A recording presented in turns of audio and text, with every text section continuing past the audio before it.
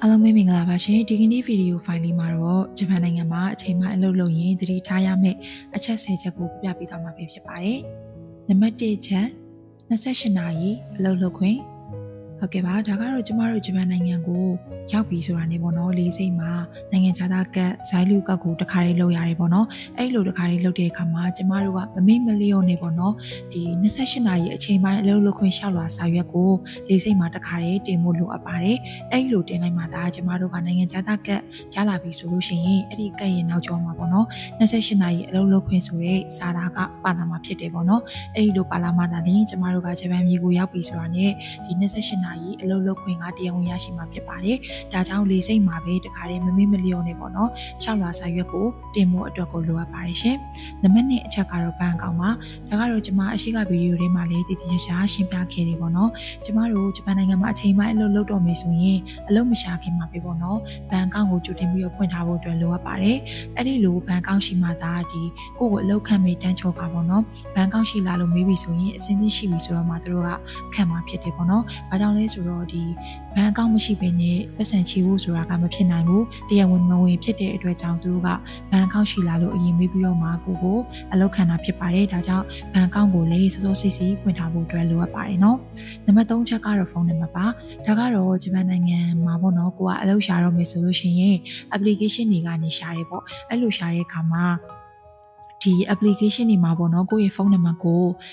application ရဲ့ဒီအလုပ်လျှောက်တဲ့နေရာတွေမှာကိုယ့်ရဲ့ဖုန်းနံပါတ်ကိုတခါလေးထည့်နိုင်မယ်ဆိုလို့ရှိရင်တော့ဒီ sign in ကနေ interview တွေ change နေဆိုလို့ရှိရင်ကိုယ့်ရဲ့ဖုန်းနံပါတ်ကိုဆက်သွယ်လာတာမျိုးပေါ့နော်အဲ့ဒီလိုအခွင့်အလမ်းတွေရနိုင်မှာဖြစ်ပါတယ်တကယ်လို့ကိုယ်မှာဖုန်းနံပါတ်မရှိဘူးဆိုလို့ရှိရင်တော့ဒီလိုဆက်သွယ်ဖို့တွေ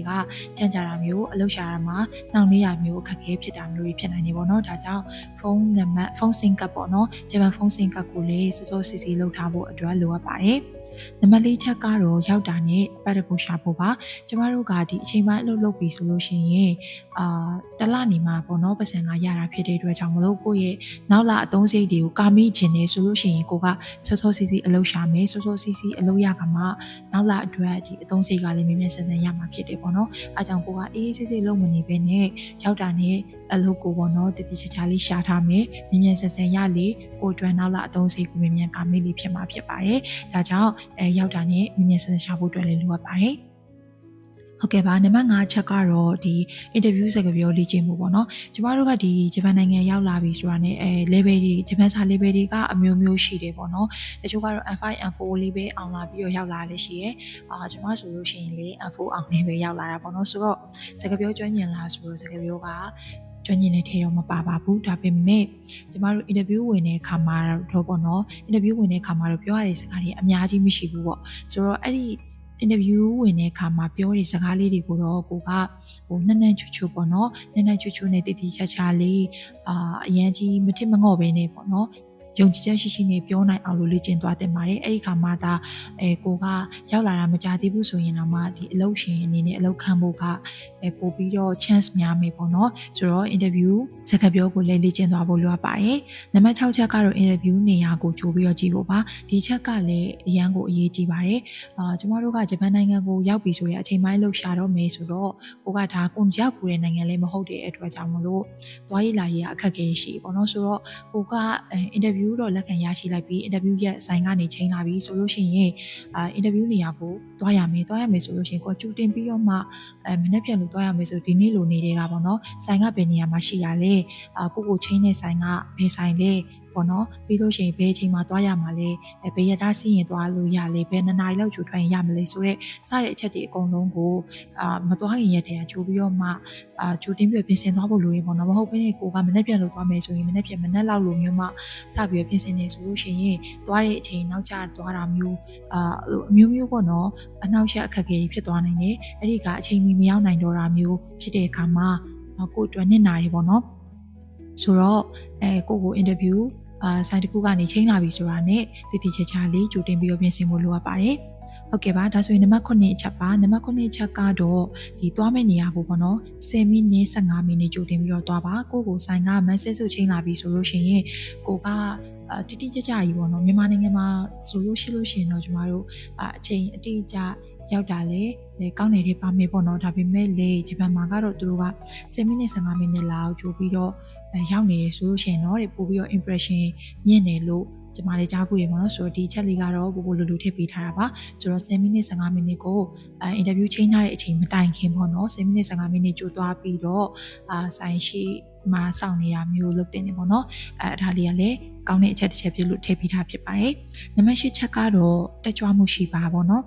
်အဲ့ဒါကတော့ဒီကျမတို့ကအရန်ကြီးပေါ့နော်ကိုကရောက်ကစားဖြစ်တယ်ငါစကားလည်းသိမတက်ဘူးဆိုပြီးတော့ကြောက်ရွံ့ပြီးတော့ကိုပေါ့နော်ယုံကြည်မှုအရင်မရှိပဲဖြစ်နေရတဲ့ပေါ့နော်ကိုတက်ကြွကြွနေပေါ့နော်ကိုကအရင်ကြီးစကားမပြောတတ်ဘူးဆိုရင်တော့မှဟန်ကြီးပေါ့နော်ဟန်ကြီးသူတို့ကမေးရဆိုလို့ရှိရင် height ဖြစ်ဖြစ်အာရီကတိုဖြစ်ဖြစ်အဲ့လိုမျိုးပေါ့နော်မသိဘူးဆိုလည်းမသိဘူးဆိုတဲ့အကြောင်းကိုမြင်ဆန်ဆန်တက်ကြွနေဖြေနိုင်ပြီဆိုလို့ရှိရင်ဒီတစ်ဖက်အလုံးရှင်အနေနဲ့ကပေါ့နော်သူကတော့ဒါကိုလုံနိုင်လောက်မှာပဲဆိုတဲ့အတွေးမျိုးသူကကြိုးစားနိုင်လောက်မှာပဲဆိုတဲ့အတွေးမျိုးဝင်သွားတယ်ဆိုရင်အလောက်ကမြင်ဆန်ဆန်ရဖို့လွယ်ကူနိုင်နေပေါ့နော်ဆိုတော့တက်ကြွနေဖြည့်တတ်ဖို့လေးအရေးကြီးပါတယ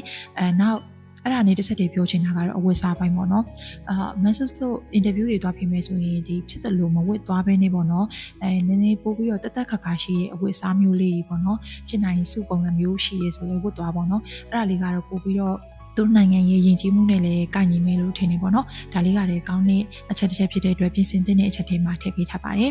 ်ဟုတ်ကဲ့ပါနံပါတ်9ချက်ကတော့ညှိနှိုင်းမှုလုပ်ဖို့ပေါ့နော်ဒါကတော့ဆိုင်နီမှာပေါ့နော်ကိုကလှုပ်သွားရှောက်လိုက်တယ်ကိုနဲ့ကိုက်ညီရလို့ကိုကခန်းစားပြီးတော့အလုပ်သွားရှောက်လိုက်တယ်ဆိုပေမဲ့တခါတလေမှာကိုယ့်ရဲ့အကြောင်းချိန်နဲ့အလုပ်သူတို့လိုချင်တဲ့အချိန်နဲ့မတူညီရဲ့အခါတွေရှိရဲကိုလှုပ်ချင်တဲ့အချိန်နဲ့သူတို့ခေါ်ချင်တဲ့အချိန်တွေကမကိုက်ညီရမျိုးတွေရှိရဲအမျိုးမျိုးပေါ့နော်အဲ့လိုမတူညီတဲ့အခါရှိရဲ့အခါမှာကိုကလည်းအလုပ်ကိုမဖြစ်မနေလိုချင်နေနော်ဆိုတဲ့အခါကျရင်ကိုကသူတို့ပြောတာကိုပဲနားထောင်မနေဘဲနဲ့ပေါ့နော်ဒါဆိုရင်အချိန်ကတော့ဒီလိုအချိန်လေးဆိုရင်ဖြစ်နိုင်မလားဒီလိုအချိန်လေးဆိုရင်လာလို့ရမလားဒါမှမဟုတ်လေတခြားကိုညှိနှိုင်းခြင်းတဲ့အချက်တွေပေါ့နော်ခရီးစရိတ်ပေးလာပေါ့နော်ပြီးရင်အစားတောက်ကျွေးလာအဲ့လိုမျိုးဟာလေးတွေကအစားတချို့ဟာတွေကတော့မေးဖို့မလိုအပ်ဘူးဆိုပေမဲ့တချို့ကိုညှိနှိုင်းခြင်းတဲ့အချက်တွေပေါ့နော်ညှိနှိုင်းပါဘာကြောင့်လဲဆိုတော့အဲ့လိုညှိနှိုင်းခြင်းအဖြစ်လေသူတို့ကအစားကတော့သူနဲ့ကိုယ်နဲ့မကိုက်ညီပေမဲ့ညှိနှိုင်းပြီးကြမှာသူတို့ကအမိတာကိုလုံနိုင်ရင်ဆိုရင်တော့အဆင်ပြေရေးဆိုပြီးတော့ခေါ်သွားတာမျိုးလေရှိတတ်တယ်ပေါ့နော်ကျမဆိုလို့ရှိရင်လေဒီနောက်ဆုံးအခုရောက်ခဲ့တဲ့အလုပ်ရခဲ့တဲ့ဆိုင်မှာပေါ့နော်ကိုလှုပ်ချင်တဲ့အချိန်နဲ့သူတို့ခေါ်တဲ့အချိန်တွေကမတူဘူးဖြစ်နေအဲ့အချိန်မှာကိုကလည်းအလုပ်လုပ်ချင်နေဆိုတော့လှုပ်ပါမယ်လို့ပြောလိုက်တဲ့အခါမှာအလုပ်ရသွားပြီပေါ့နော်ဆိုတော့ဒီလိုမျိုးလေးရှိပါတယ်ဒါကြောင့်သူတို့ပြောရမယ်နားထောင်မနေပဲနဲ့တစ်ချက်သူနဲ့ကိုနဲ့အဆင်ပြေမဲ့ဟာညှိနှိုင်းကြည့်ပေါ့နော်အကောင်းဆုံးကတော့သူတို့ဒီဆိုင်ဘက်ကပေါ့နော်လိုချင်တဲ့အရာကိုကပေးနိုင်မယ်ဆိုလို့ရှိရင်အလုပ်ရဖို့ကပို့ပြီးတော့လွယ်ကူပါမယ်မြန်ဆန်ပါမယ်ပေါ့နော်ဒါဆိုလို့ရှိရင်နောက်ဆုံးတစ်ချက်အနေနဲ့ကတော့နံပါတ်10ချက်ကတော့အင်တာဗျူး result ရက်ကိုတခြားလေးမေးပေါ့နော်အဲ့ဒါကကြတော့တခါလေကြားလို့ရှိရင်ကျမတို့ကအလုပ်ရှာပြီးဆိုရှင်တစ်ဆိုင်နဲ့ရှောက်မှာမဟုတ်ဘူးလေနော်ကိုကဘယ်ဆိုင်ရမလဲတခြားမသိသေးတဲ့ကြောင့်2ဆိုင်3ဆိုင်ပြူးပြီးတော့ရှောက်မှာပဲဆိုတဲ့အခါကျတော့ဒီတခြား interview message ဆိုမရသေးဘဲနဲ့ကိုကရှောက်ထားနေစေဆိုင်နေလည်းရှိမယ်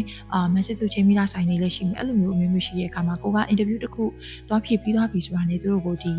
result ရက်ကဘယ်တော့သိရမှာလဲဆိုတာကိုတခါတည်းမေးပေါ့နော်တချို့ဆိုင်တွေကတော့တခါတည်းပြောပေးမယ်မပြောဘူးဆိုရင်လေကိုယ့်ဘက်ကတခါတည်းမေးတင်ပါတယ်အဲ့ဒီလိုမေးခြင်းအဖြစ်ပေါ့နော်ကိုကဒီဥမာ20ရက်နေ့ interview result သိရမယ်ဆိုလို့ရှိရင်ကိုအဲ့20ရက်နေ့ကိုတတိချာချာလေးသူစီကမေးဖြစ်ဖြစ်ဖုန်းဖြစ်ဖြစ်စောင့်နေလဲပေါ့နော်သူကဘယ်လိုဆက်သွယ်လာမှာလဲဆိုတာလေကိုတေချာလေးမေးပေါ့နော်အဲ့ဒီလို20ရက်နေ့မှသူကပြောနေမယ်မဆက်သွယ်လာလို့ရှိရင်တော့စိတ်မကောင်းပါဘူးဆိုလို့ရှိရင်အဲ့ဒီမဆက်သွယ်တော့ဘူးဆိုရင်ကိုကသိပြီလေဒီဆိုင်က cancel ဖြစ်ပြီဆိုတာနဲ့ကိုကဘာအဲ့ဒီလိုမေးချင်ဖြစ်ပါအကျိုးရှိလဲဆိုရင်ဒီဆိုင် cancel ဖြစ်ပြီဆိုတာနဲ့ကိုကနောက်ထပ်ဆိုင်တွေကိုမြန်ဆန်ဆန်ထပ်ပြီးတော့ရှာမယ်ပေါ့နော်ဆိုတော့ဇက်ထိုက် run နေမယ်ဆိုရင်ကျမတို့ကအလုပ်ရဖို့ကပို့ပြီးတော့မြန်ဆန်လေးဖြစ်မယ်ပေါ့နော်ဆိုတော့အဲ့ချက်လေးကလည်းတတိထားသင့်ပါတယ်နောက်တစ်ချက်ကကြတော့ကိုကအကယ်၍ cancel မဟုတ်ဘဲနဲ့အလုပ်ရခဲ့ပြီဆိုလို့ရှိရင်လေပေါ့နော်ဒီဆိုင်အလုပ်ရပြီဆိုတာနဲ့ကျန်တဲ့ဆိုင်တွေအကုန်လုံးကိုကဥမာ interview ချိန်ထားရရှိရဆိုလို့ရှိရင်လည်းမလာနိုင်တော့တဲ့အကြောင်းပေါ့နော်အလုပ်ရသွားလို့ဆိုတဲ့အကြောင်းမြင်မြန်ဆန်ဆန်ဆက်သွယ်နိုင်မယ်တခြားအလုပ်တွေလည်းအာယုံနေနောက်ပြီးတော့ထပ်ရှာနေစရာလည်းမလိုတော့ဘူးပေါ့နော်ဆိုတော့အဲ့ဒါကြောင့် interview ရက်ကိုလေးတခြားလေးမေးပါပြီး interview result ကိုလေးတခြားလေးအာယုံစိုက်ပြီးစောင့်ကြည့်ပါဆိုတော့ဒါတွေကတော့ကိုယ်တိုင်လည်းအလုပ်လျှောက်ခဲ့ရဲ့အတွေ့အကြုံပါပေါ့နော်အရေးကြီးတဲ့အချက်လက်လေးဖြစ်တဲ့အတွက်ကြောင့်မလို့10ချက်ထုတ်ပြီးပြပြလိုက်တာဖြစ်ပါတယ်နားထောင်ပြီးတော့အကျိုးရှိမယ်ဆိုလို့ရှိရင်အများကြီးဝမ်းသာပါတယ်ရှင်အားလုံးပဲဆင်ပြေကြပါစေရှင်